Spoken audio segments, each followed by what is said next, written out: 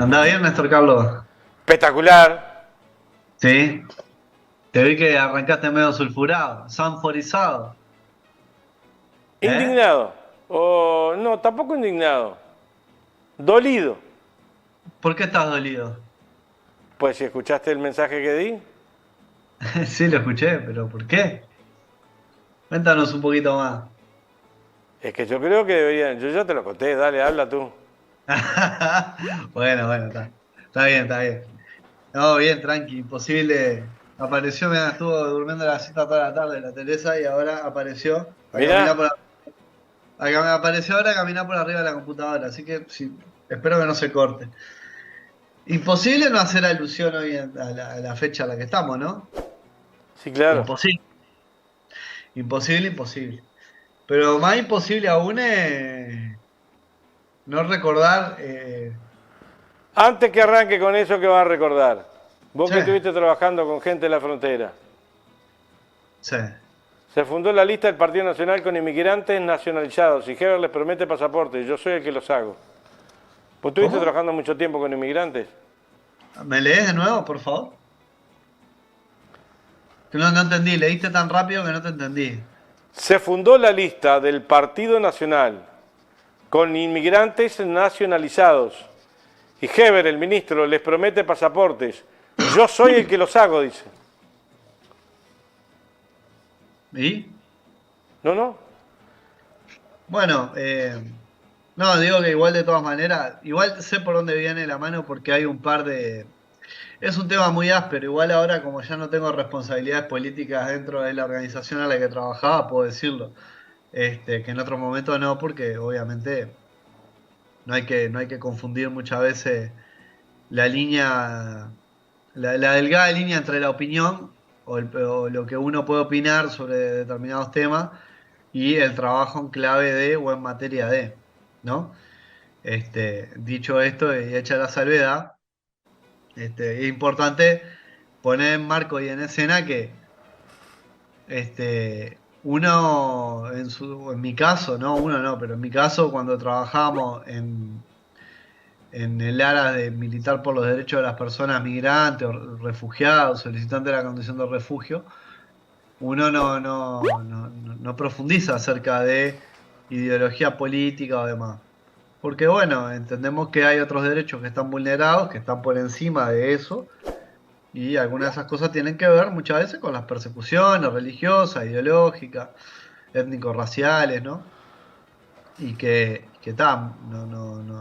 Nadie, ni principalmente una persona que no está formada ni capacitada, tiene la potestad de definir, incidir, opinar sobre eso, ¿no? Y en el caso de las personas migrantes, lo mismo, cuando uno trabaja en relación a garantizar determinados derechos, sobre todo al país al que vienen, no es atinado estar trabajando en el marco de si vos pensás igual que yo te ayudo, si no está en el pensás igual que yo, no te ayudo. Que es un poco la lógica con la que opera la derecha. Siempre ha operado históricamente. De hecho, era la manera de tramitar jubilaciones en este país hace no tanto como 30 años, 40 años atrás. Era la manera en la que en el país medianamente cuando teníamos algún familiar que medio no lo podíamos meter en ningún lado, pero bueno, pipo un palo, acomodábamos en un carrito público y lo poníamos a militar en algún lugar. Esa es la manera en la que funciona. Y por otro lado, funcionaba que si vos pensás distinto a mí, te borro del mapa, te desaparezco, ¿no? Te echo, te bloqueo todas las vías de acceso y todos los mecanismos a la competencia por un cargo público, por ejemplo, o por acceder a un préstamo, un fondo, lo que fuera. Que es un poco lo que está pasando si nos ponemos a pensarlo en un marco político, lo que tiene que ver con el agua, ¿no? Qué casualidad que dos de los departamentos que están sufriendo la crisis hídrica actualmente son departamentos que son de oposición a la coalición de gobierno, ¿no? Y qué casualidad que justo esos departamentos tienen a dos candidatos que se perfilan como los que mayor predominancia tienen dentro de la izquierda para una fórmula presidencial de la izquierda, ¿no? Y sin embargo, el gobierno, por un lado, la derecha, representada en la coalición, opera de manera tal que se perjudique la imagen política. Lo que a veces no nos damos cuenta y pecamos de muchas veces, lo voy a decir, de pelotudo y de pelotuda, que en esa maniobra política los que salimos perjudicados somos las personas. Porque a veces nos gusta salir a camisetear más que ponernos a ver y pensar y reflexionar acerca de qué es lo que sucede o por qué están pasando estas cosas. Entonces, bueno. Y ni que hablar esto cuando se traslada al ámbito de la militancia política y la injerencia política y la lucha de intereses sectoriales, donde arrancan las competencias y nos permea eso. Y terminamos en las viejas y queridas batallas intestinales internas que terminan alejándonos más en vez de en este momento estar homenajeando a una huelga, una heroica huelga general, la cual fue posible gracias a una construcción muy fuerte de la unidad política, en la acción, a la lucha y a la, ¿no? No solamente de la unidad como una telequia. En este país se han fundado grandes mitos, uno de ellos son los de la nacionalidad uruguaya, esa excepcionalidad rarísima que nos gusta evocar cada tanto.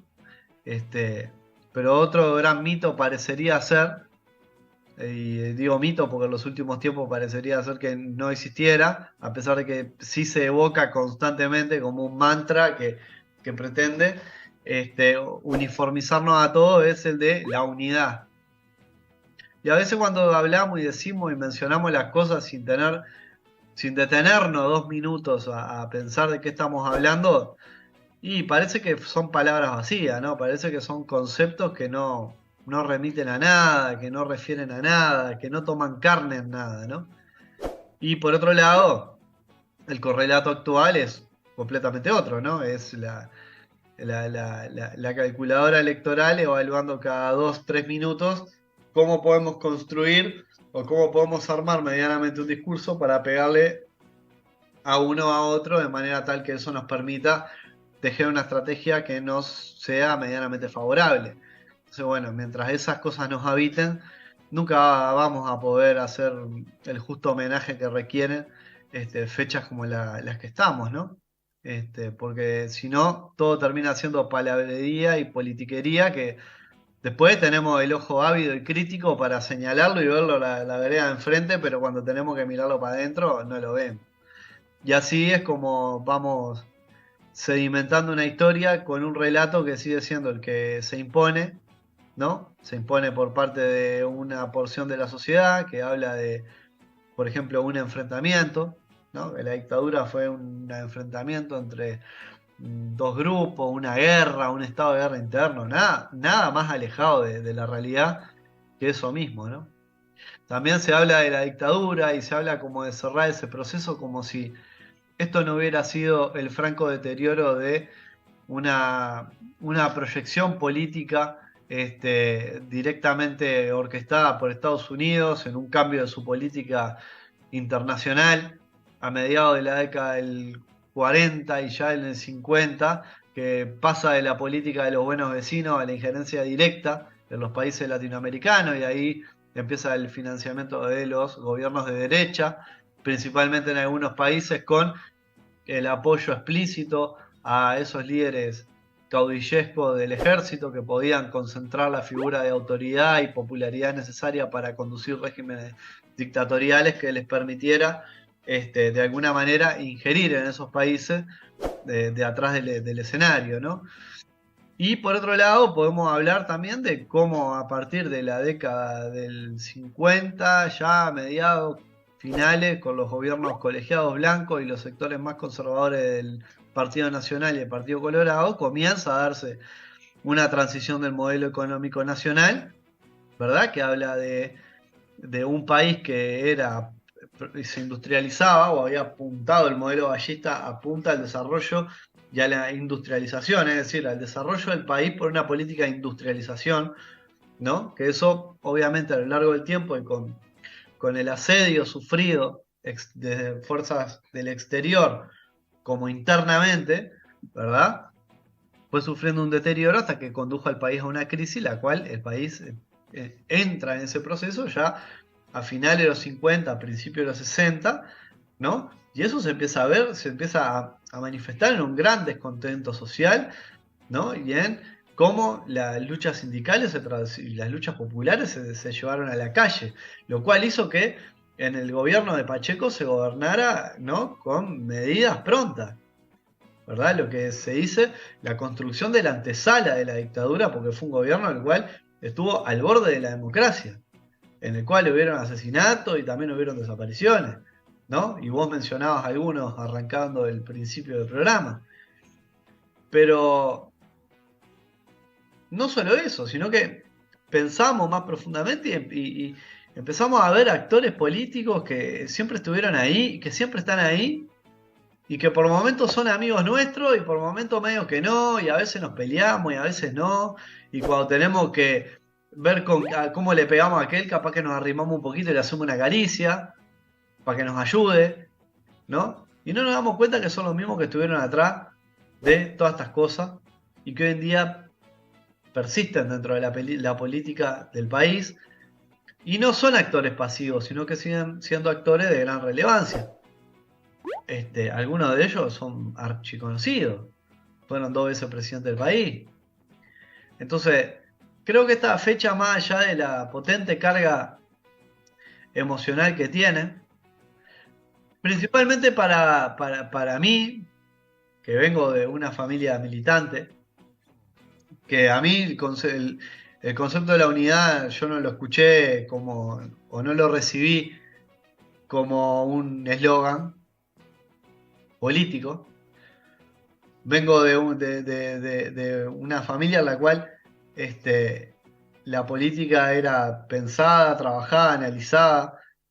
La política, la inserción y el ámbito implicaba un compromiso, implicaba trabajar codo con codo, implicaba también cerrar filas frente a determinados temas y construir alianzas y ampliar el espectro, profundizar para seguir ampliando. Y a veces son cosas que nosotros no podemos olvidar, mucho menos las personas jóvenes, ¿no? Que hoy en día venimos mucho de haber tenido 15 años de bonanza económica y nos pensamos que la revolución que se dio a nivel de consumo en este país en los últimos 20 años fueron producto de una centella, algo mágico, y no. Fueron producto de lo que tiene que ver cuando un Estado medianamente conduce un país de una manera medianamente acorde a los intereses del pueblo. Que después ahí podremos trazar una línea y discutir qué tan de acuerdo, qué tan en contra o qué tan criticable es esto o es lo otro. Pero más allá de eso, creo que es importante no solamente reflexionar en los hechos previos al 27 de junio, sino también que nos sirva para pensar en el aquí y en el ahora, ¿no? Y en cómo vamos a trabajar y cómo vamos a seguir haciendo honor a esa memoria que tenemos. Y respecto a lo de los migrantes que vos me preguntabas hoy, y con esto cierro porque ya vi que se conectó Gerardo, hay un conjunto de personas migrantes que viven acá en Uruguay que tienen colectivos que se han pronunciado muchas veces con sesgos fuertemente clasistas hacia la migración en general. Es decir, colectivos migrantes que han sido despectivos hacia con otras personas migrantes en Uruguay. Lo cual habla muchas veces de la tónica que atraviesa estos conflictos, que no es solamente el hecho de decir porque son personas migrantes son vulnerables, sino que también hay una construcción de una ideología que se solventa sobre una pertenencia y una relación de pertenencia de clase, ¿no?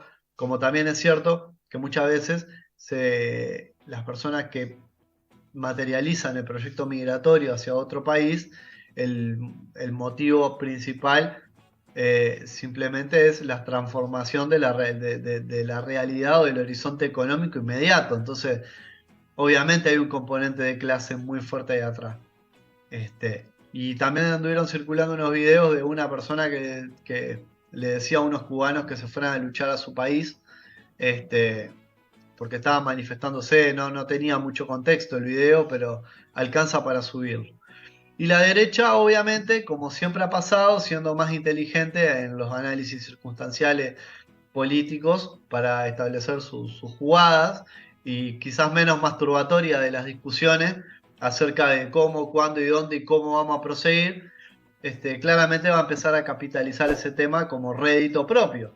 A pesar de que el Frente Amplio ha sido quien ha legislado mayor cosas, más cantidad de cosas en materia de lo que tiene que ver con el acceso a derecho a población migrante, pero de eso nadie se va a acordar y seguramente todo esto sea capitalizado. Lo triste es que atrás de todo esto hay un engaño enorme porque las personas migrantes no pueden votar a menos que sean ciudadanas de Uruguay y haya pasado X cantidad de tiempo, el cual lamento informarles a muchas personas, quizá se desasnen si alguno de ellos que integran esos colectivos lo ven, ninguno que haya, y ninguna que haya llegado a Uruguay durante el 2011, del 2011 en adelante, 2009 en adelante, no puede votar, no le darían los tiempos para poder hacer todos los trámites que se requiere para que un país que un país como el nuestro le requiere, entendiendo que es una excepcionalidad dentro del mundo y reclama, se arroba en realidad el derecho de reclamarle a un ciudadano extranjero 3.400 cosas para que pueda hacer ejercicio de su voto. Así como también, perdóname y termino, así como también este país se arroba la potestad de decirle a todos los uruguayos y todas las uruguayas que viven en el exterior que no tienen la posibilidad de generar ninguna injerencia dentro de la vida política del país. Pero somos los primeros en ir a abrazarnos de las colaboraciones, ¿no? Y de todas las diversas formas de aportar que todas las personas que viven afuera de nuestro país, que son ni más ni menos que en el orden de las 600.000 personas, tienen para decir y para aportar. No, no apuntaba por ahí, vino bien la explicación, pero no apuntaba para ahí. Apuntaba que el ministro del Interior, que es el que da los pasaportes, es el que está haciendo campaña política con los refugiados, con la necesidad de los demás. A eso me refería, un hombre de gobierno. Sí, Como bueno, ministro no del lo Interior. dudo. No lo A eso dudo es lo porque que... esa Yo la soy fue el la... Ministerio del Interior y soy el que hago los pasaportes, así que con gusto le daré los pasaportes para que puedan tener la oportunidad de no de irse, sino de ir a visitar a sus familiares. Un ministro del Interior que diga y haga eso en un acto público es realmente muy jodido, muy jodido. Se nos Es muy vienen leyes. jodido, Néstor. Es muy jodido, pero ¿sabes qué? Es muy jodido, pero ¿sabes qué? Nosotros nos estamos equivocando. Gracias, Leo, un abrazo. De nada, que anden bien. Hasta luego, hasta luego.